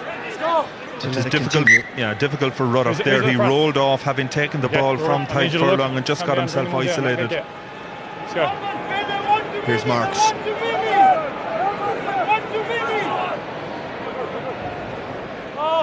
Dutoy takes the ball. Advantage, 6 versus 5. A sec, here we are. Cronje, Ireland up really quickly again. Fenter Irish numbers over. got caught behind the game line. And Sean O'Brien will go in search of this one. He's knocked off his feet. No, it's not out, wait. On the South African side. It's there for Cronje and now Francois Lowe. That's a substitute Fenter. And then more big tackles from Ireland in midfield. Ruddock this time on Etzbeth. Cronje.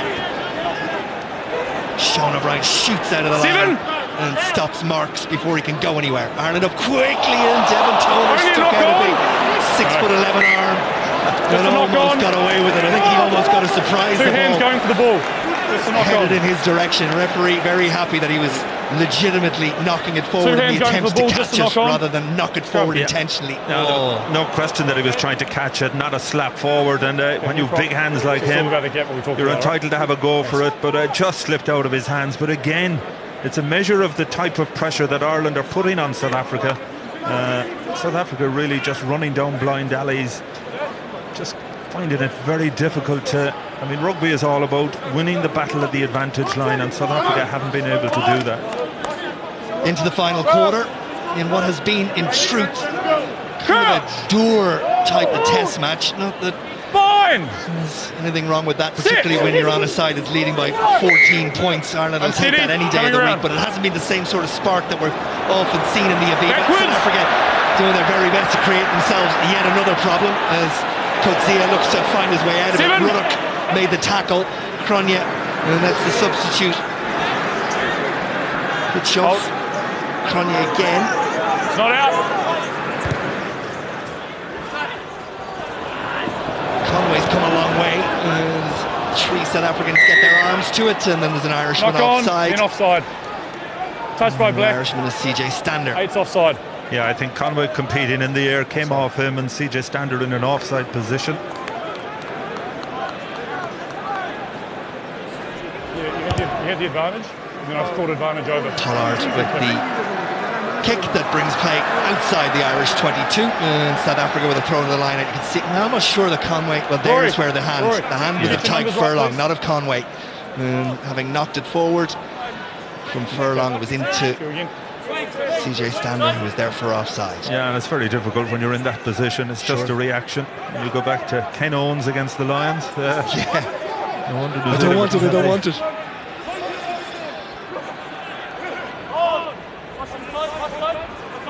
South Africa go to the maul and then break away from it, and it's inside from Kolisi to Marks, and Ireland do well to disrupt, and it's gobbled up by Rory Best, and there's a Taken back.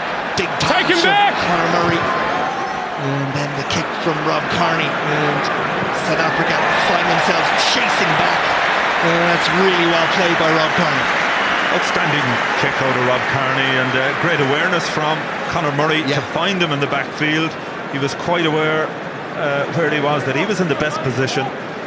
But again, it's so many unforced errors from South Africa, and so Kolisi, he's been on the end of 2 or 3 of those. A poor pass from him in the first half. And South Africa, once they get into good positions, just continually shooting themselves in the Hold foot. it there now. They've had the possession in this second half. They just haven't been able to do much with it, apart from those solitary 3 points. There's Pollard trying to mix it up and create something new. Ireland in and over it, but the ball's still on the South African side. Here's Cronje. Lowe, who's done well in his efforts in the loose for South Africa. Ireland. No, two. Came in late. Told to let it go, which he does. Low around the corner. Sean O'Brien and Cian Healy drag him down. CJ Stander. There it is. You've lost it. Almost got a hold of it. No, it's not out. Hold. It's not out.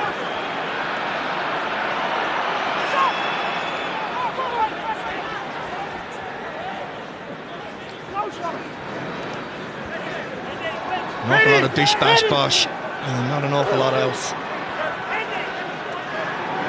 Wait, Black. Let him go. Kearney with the kick, and that one's too far. Kearney takes. Inside. Gets there to knock him backwards. The ball secured by Rob Kearney for Conor Murray, and back with Jonathan Sexton. And into the safety of touch. Yeah, and that's the difference between the two of them. Under pressure, Ireland would just kick the ball off the field and start again. Johnny Sexton not happy. I think he thinks it might have come off a South African player.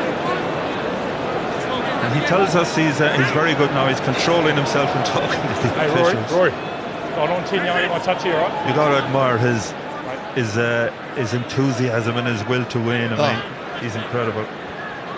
The Jekyll and Hyde character as well, because off the pitch he's quietly spoken and complete opposite to the competitor you see on the pitch.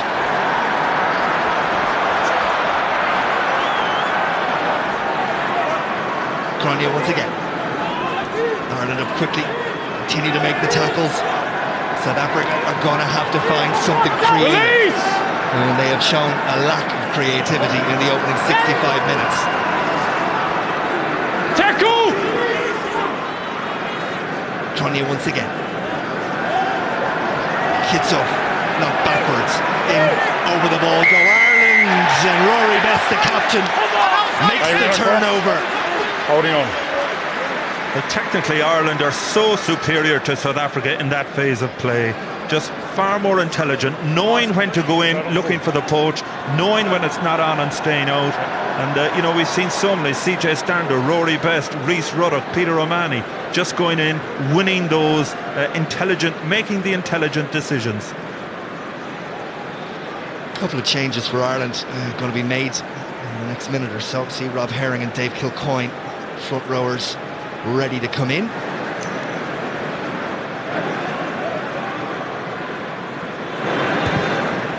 Sexton will try and get every inch he can, and That's a really good kick out of hand from Sexton. It's game management, Jonathan Number 1 and Sexton. 2. You start to take it for 1 and 2, granted, son. but it is outstanding. Herring and Kilcoyne come in. Rob Herring to win his second international cap. The Ulsterman last capped against Argentina back in 2014. And green 5. Rory Best makes way. And I think if memory serves me right, Herring had to go into the back row that day, so at least he gets capped in his own position for his fellow Ulsterman, Rory Best. South Africa making a change as well. Franco Mostert comes in, and it's Lloyd Diager who's gone.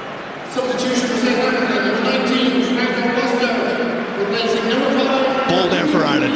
Conor Murray has a hand slap that down, and then it's fly hacked through, and Rob Kearney has to go from attacking position back to defence. Runs into a big hit from Venter, but Ireland has secured the ball. Sexton, little show, almost a go. Murray again, Sean O'Brien.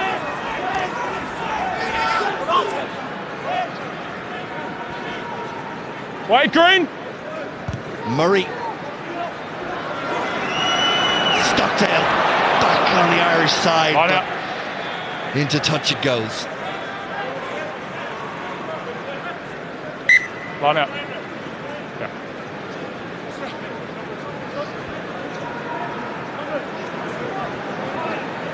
Another change for South Africa coming. It's going to be Kassim. Who's now Kassim of the Cheetahs.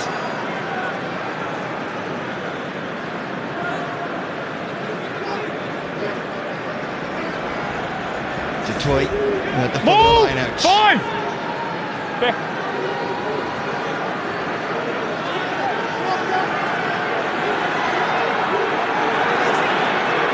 Still moving.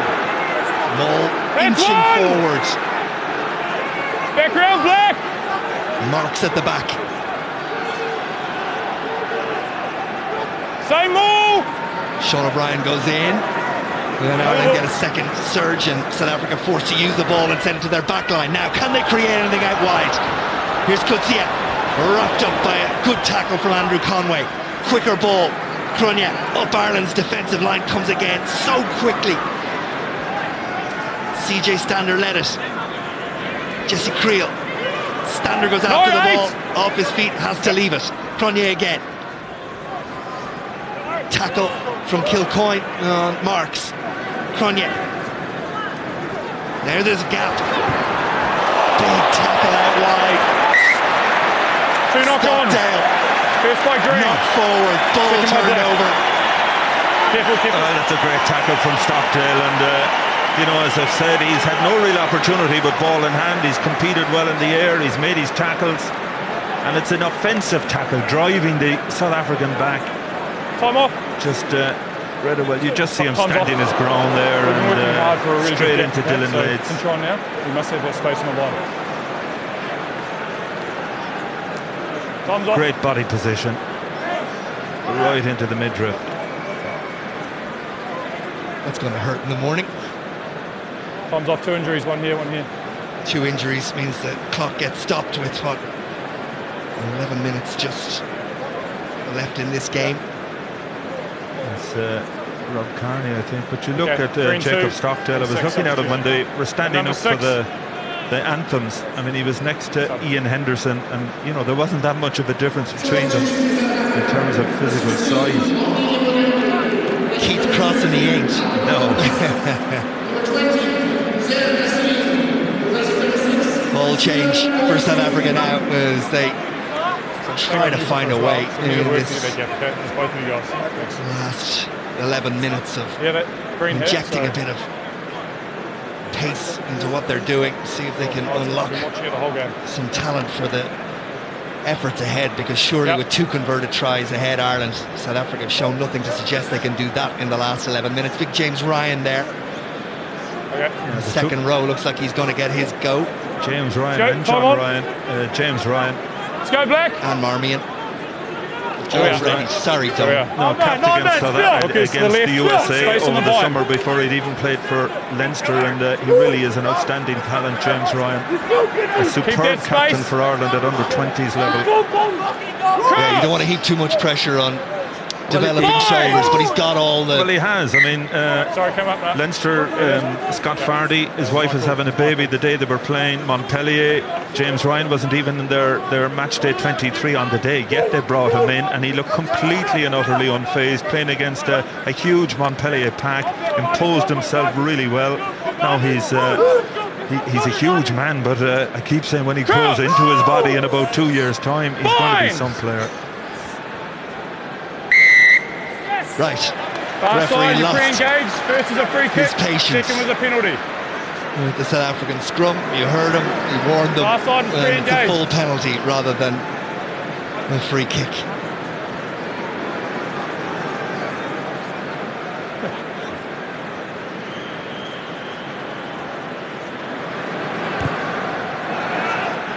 Down the line it goes from Sexton, and now surely all those changes will be made. Time off. 18, 19 and 21 will come into the 9-4 game. and 3. 9-4 And and it's John 3. Ryan, James Ryan and Kieran Marmion. Scrum half. Therefore Conor Murray will make way. Tyke Furlong comes out for John Ryan, and which one of the second rows is going for James? It's Ian Henderson. Yeah, and Conor Murray, Tyke Furlong, Ian Henderson, they've all played their part today. All three, of course, were on the Lions tour over the summer, whereas the three lads who came on, they got the opportunities in America and Japan. Devon Toner for Dave Kilcoyne and Sean O'Brien, and Marmion's first touch is a lovely one, and into the line comes Stockdale, who gets an opportunity to attack, and Conway is found outside. Andrew Conway, lots of work to do. Put down 5 metres short, Marmion in. Crowd find their voice. Can Ireland find the try line again? Ruddock, he's almost there. Surely he is there. Television match official, not required. Touch judge confirms. Try Ireland. And what a try it was.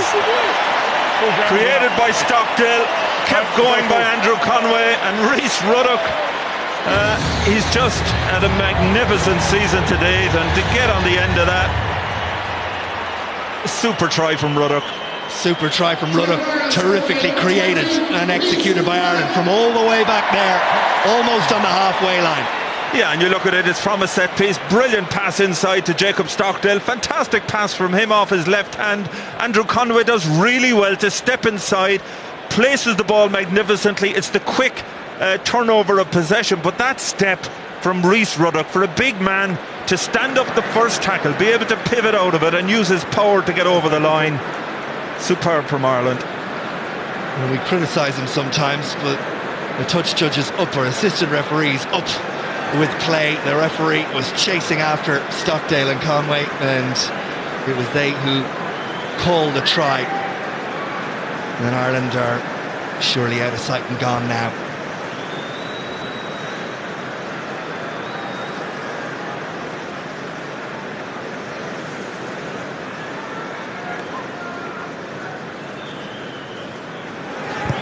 Conversion is good, and Ireland lead it by 24 points to 3. And he actually looks relaxed, does the coach Marmion. And then Stockdale, and he got away from the tackle, and the pass to Conway, he had to reach for it, readjusted really well. And then it was quick ball, and Marmion was there, and the final clear out work done by Sean O'Brien. And Ruddock over the line. Backwards by Green! Backwards by Green! Backwards is the referee. South Africa, they're looking for consolation now, and there's not much of that. Detroit. It's one of the substitutes. Cassiem. No, leave it! Detroit is going to need some medical assistance. Took a bang to the head, I think. Page is on at scrum half. There it is. There's Rudy Page doing his 12th international cap, but he won't get his hands on it because Ireland have won it at the breakdown again. Well, it's how many times have we seen it? This time It's John Ryan is the one. You just see him there. He releases, that's the key. Releases after he made the tackle, then gets in and gets his hands on the ball. Composure to actually have the ability in the white-hot heat of battle to let the man go and then compete. Yeah, he knew exactly what he had to do. If you're the tackler, you must release before you can then compete for the turnover. Looking at Peter Step du Toit, and he seemed to take a real bang there and hasn't been seen by the medical staff. Darren Sweetenham into the game. And it's Rob Kearney who makes way. Sweetenham, his first international cap. Terrific achievement. Backwards! And to do it at home on a day like this, even sweeter. Devon Toner into the 22 as Ireland go, looking for icing on the cake, but knock on. It's knocked forward, Green and scrum it'll be a put outside. into the scrum for South Africa. It's a green scrum outside. Yeah, and again, that Ireland scrum. Okay. I mean, you look at all the key areas of the game. Set piece, scrum, line-up, Okay, time off. breakdown, discipline in defence. Ireland have been Number so 7, Green. superior in so many Seven areas. going to go off for a head assessment. Number They've 7. clearly got to the referee to let him know that du Toit requires an assessment. Outside. Good to see that, Outside. because he did look like he was struggling. Yeah, the surprising thing was that he was left there for, I mean, there's 3-4 minutes 10. from the time he took that Okay. bang. We know that the 10. medical people now Yep, have some their as well. own monitor, so they're able to see that themselves. But you just have to be so cognizant of head injuries in the game now. Khaleesi's gone, or Khaleesi comes in, I should say, for du Toit. But there's a moment as well. Joey Carberry in for Jonathan Sexton. Your captain. Okay. Final 5 minutes. Yeah, and I'm sure, Johnny Sexton, the master of control. Joey Carberry will be delighted to get a chance. 5 minutes at out half, 6 minutes. He's played at full back, of course, most of the season for Leinster. Page will feed the second rows, but Ireland are going after this one, and Ireland get the penalty. Backwards and around. Backwards and around. And, you look, that's a whole change in the front row for Ireland. Dave Kilcoyne, Rob Herring, John Ryan, they'll be thrilled with that. Different personnel, same outcome. And Carberry, not surprisingly, kicks for the corner as you watch that replay. On the line, on the line, on the line. Well, I'm sure Ireland now will look to put the icing on the cake. Their line-out maul so strong. So many tries emanate from line-outs for Ireland, and they haven't been in this position on too many occasions. I'm sure they want to finish with a flourish. So Rob Herring.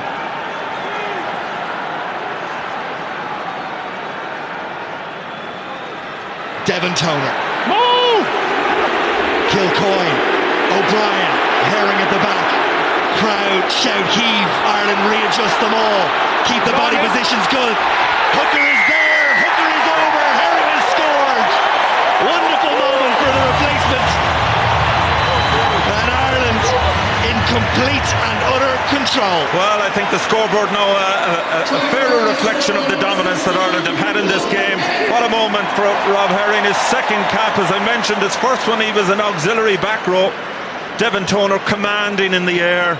And Irish body positions much better in this line-out maul than we saw earlier on. Complete and utter control.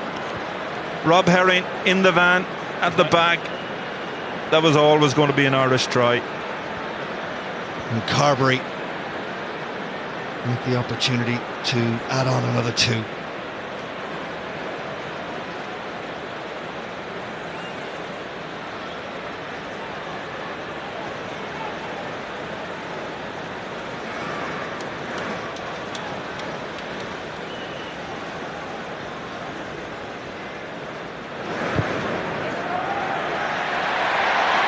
Does the job that's asked. Flags go up into the final 3 minutes. Ireland lead it by 31 points to 3, and this is now looking like a drubbing. Yeah, it certainly is. South Africa are in disarray, have been really throughout the game, apart from the third quarter. Came out after half-time, exerted a little bit more control. They dominated possession, but unfortunately they weren't in a position to do anything with it. And Ireland now putting the squeeze on in the closing phases of the game. Well, Liaki sets it up. Marmion, James Ryan, Carberry, John Ryan, and Stockdale. Marmion once more. It's Dave Kilcoyne. Ireland will happily see out the clock now, you feel. South Africa very close to being offside defensively as the ball is kicked by Marmion and wears it off to Stockdale. Was in competing, but it is in South African hands. Here it is, no! Out! No hands! Should be there for Page, the scrum half. Eventually he gets it out. Page once again. South Africa in midfield as Henshaw makes the tackle on the substitute Ventler. Advantage being played, and penalty South Africa. They're going to take it quickly. The scrum half. Page gets a hold of it. Will the referee be happy that Ireland were back to required distance? Seems to be. Now there's an advantage for a knock-on. And while that scrum is set, Donald, let's talk man of the match. Yeah, I think all the positives have been on the Irish side. Certainly the less experienced players, the likes of Jacob Stockdale, Bundy Aki on debut, and especially Andrew Conway have been superb. But for me, it's the control at halfback has been outstanding. I mentioned the intellectual core of this team. There's nobody runs the game better than Johnny Sexton, and for me, he's been a man. He's given another masterclass here. He is my Guinness RTE man of the match.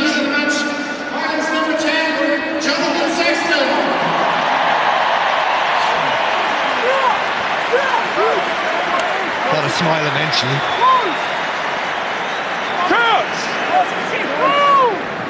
Binds! Sit! Last 30 seconds. Page digs it out. Allard, there you go. That's South Africa's day in a nutshell. And Ireland on the attack. Stockdale did well. Looked like he'd been caught, but got away. Sean O'Brien in an unfamiliar position to scrum half.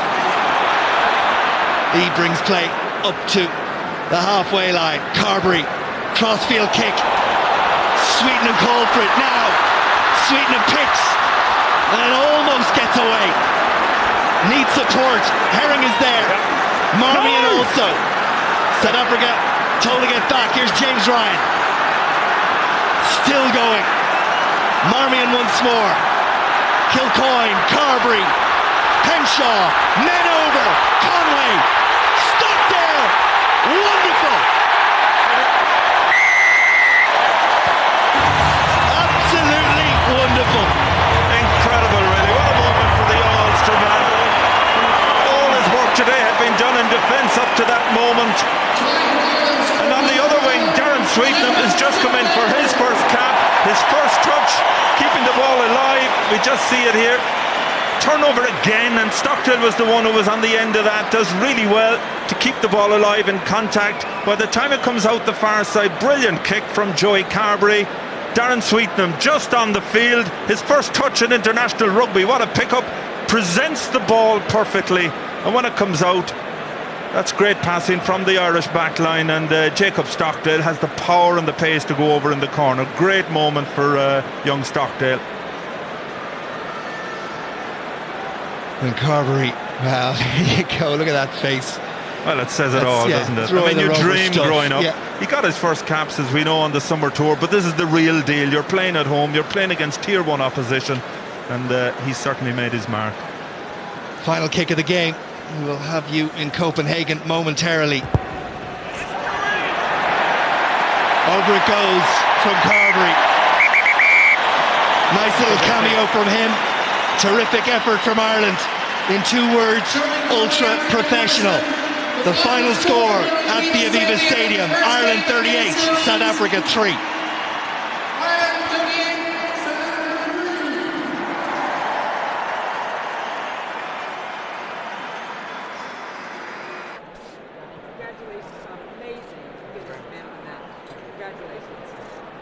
Johnny, congratulations on your performance and a very positive outing for Ireland tonight. Yeah, look, we're delighted to come out and get a win against South Africa. To beat any of the Southern Hemisphere teams is always a big ask, especially with a very new team, lots of new faces, but I thought the new faces were outstanding and really sort of proved their selections. Yeah, and they got in there from some tries as well. We had Andrew Condro, a very happy Jacob Stockdale there at the end. Yeah, I think that was reward for all their hard work earlier in the game, all their work off the ball, and great for Jacob to get a try on his sort of home debut. He's got a big future ahead of him. I suppose it was really a disciplined and controlled performance from Ireland throughout. For the most part, I'm sure the boss will find lots to give out to us about, so it'll be interesting on Monday and Tuesday. So look, we've plenty to improve on. We spoke about this building for a big Six Nations, and we've got a big game next week and against Argentina as well, so hopefully the crowd will come out like they did today and give some great support. Big win like this though must give you great confidence ahead of the games to come now, the Fiji and Argentina matches. Yeah, like I said, to beat any Southern Hemisphere team is great, and to do it by that margin. I think the score flattered us a bit. I think it was a really tough game for the whole game, and like I said, we were just pretty clinical and did a lot of things right. Things going very well for you, obviously. Look, things can go well for a 10 when you're playing in a good team and you're playing with good players and under great leaders like Rory. So, you take it with a pinch of salt and then just keep working hard, and lots to improve on. Personally, I made a couple of mistakes early on and a bit rusty. I haven't played in a couple of weeks, so plenty to work on to go forward into next week and the week after. Congratulations, Johnny. Thank you very much. Ireland captain Rory Best here as well. Rory, really great start to this series for you. Yeah, it was. The first half was really what we wanted to talk about. I think the very first input into the game we had was Bundy's big hit. We got the turnover, and I think that sort of set the stall out for how we wanted to play. South Africa are a quality side, and we knew we were going to have to man up physically, and I think credit to the boys. We talked about it for 2 weeks within the camp, and we certainly stepped forward and did that.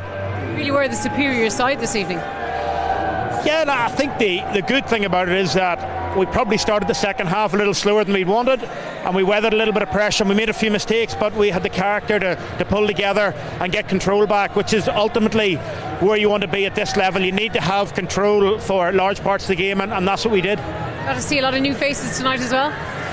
Yeah, it's great to see two guys getting their first appearance. Some guys like a Rob Hearn, it's been a few years since he's got a cap, and to come in and the way they fitted in seamlessly over the last 2 weeks, I think is good. But for us, the big thing is that it's a start to this autumn series. It's a start to this series, this season for us, and we'll enjoy a really good start. But knowing Joe, tomorrow on Monday we'll be back down to earth and working hard to try and improve. Pleasing though, I suppose, because obviously it's your first game together in quite some time. It is, since March, and it's nice to see that we picked up on the intensity that we left there. The big question mark is always about consistency for us, so we'll work hard now to make sure that we get that consistency back into our game, because probably, if we're being brutally honest, over the last 2 years it has been missing a little bit. But what an exciting challenge to try to match that performance and better it over the next 2 weeks. Thanks very much, Rory. Cheers, Claire, thanks.